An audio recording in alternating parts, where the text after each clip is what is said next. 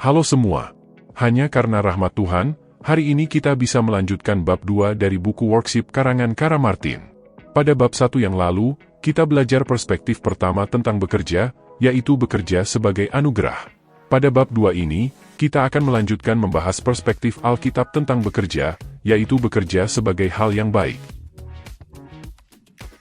Dalam Kejadian 1, kita membaca tentang Allah pekerja yang menciptakan dunia. Dengan firman-Nya yang berkuasa, Allah menciptakan segala sesuatu dari tidak ada apa-apa sama sekali.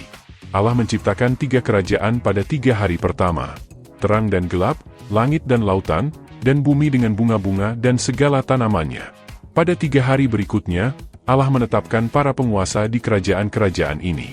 Matahari, bulan, dan bintang-bintang, burung-burung, ikan-ikan dan binatang-binatang darat, dan akhirnya, manusia. Jadi, dunia material sudah dijadikan, dan dunia yang diciptakan itu disebut sangat baik. Arti kata baik di sini adalah segalanya menjadi sebagaimana yang seharusnya, hal yang benar, hal yang berkenan pada Tuhan, manifestasi dari kehendak dan karakternya. Tuhan senang dengan pekerjaannya sebagai hal yang baik. Allah tidak hanya merancang pekerjaan, Dia sendiri adalah pekerja.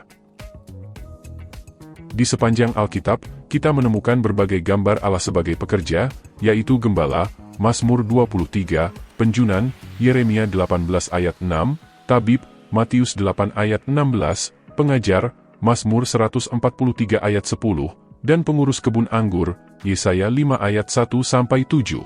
Allah masih terus bekerja secara aktif dan kreatif sampai hari ini. Allah mencipta, memelihara, menebus, dan menyempurnakan. Allah memberi pekerjaan untuk kita lakukan. Allah mau manusia bergabung dengannya dalam bekerja. Kejadian pasal 1 ayat 26-28 merupakan mandat penciptaan bagi manusia untuk terlibat dalam pekerjaan yang masih terus berlanjut dalam memikirkan, merancang, mengatur, memenuhi, dan membuat bertambah banyak, dengan segala sumber daya yang sudah Tuhan berikan pada kita. Semua kata yang diterjemahkan di ayat ini, yaitu berkuasa, menaklukkan, dan bertambah banyak, terdengar bernada negatif dan menakutkan. Tetapi itu adalah akibat penyalahgunaan peran kita sebagai subkreator atau ciptaan yang juga mencipta bersama Tuhan. Berbicara tentang berkuasa, artinya tanggung jawab. Istilah penata layanan dan pengelolaan mungkin lebih menolong.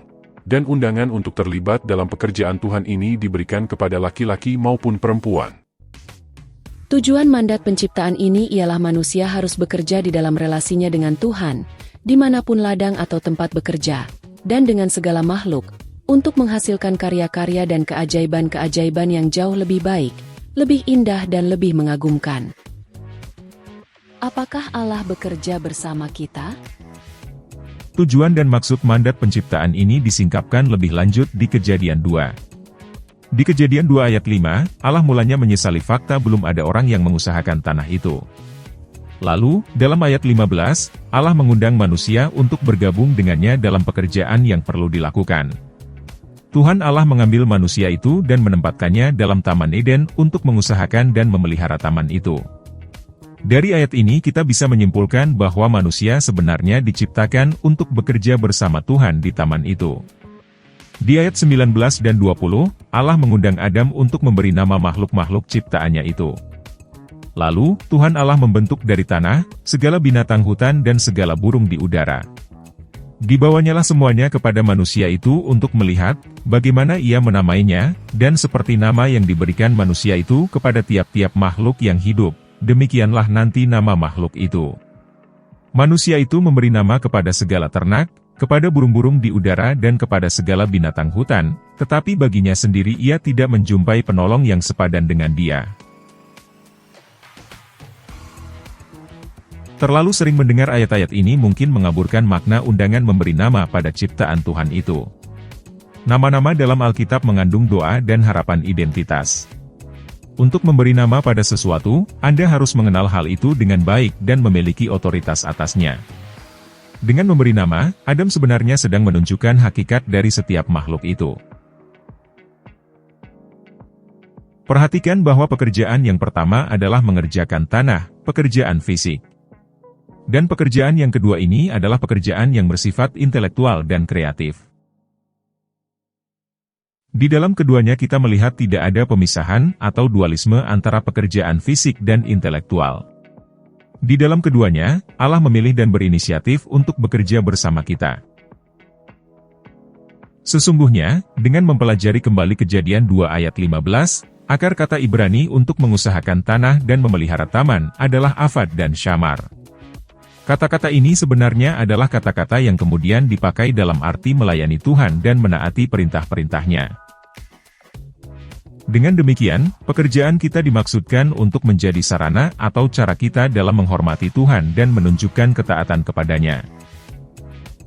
Apakah pekerjaan kita terus berlanjut bersama Tuhan?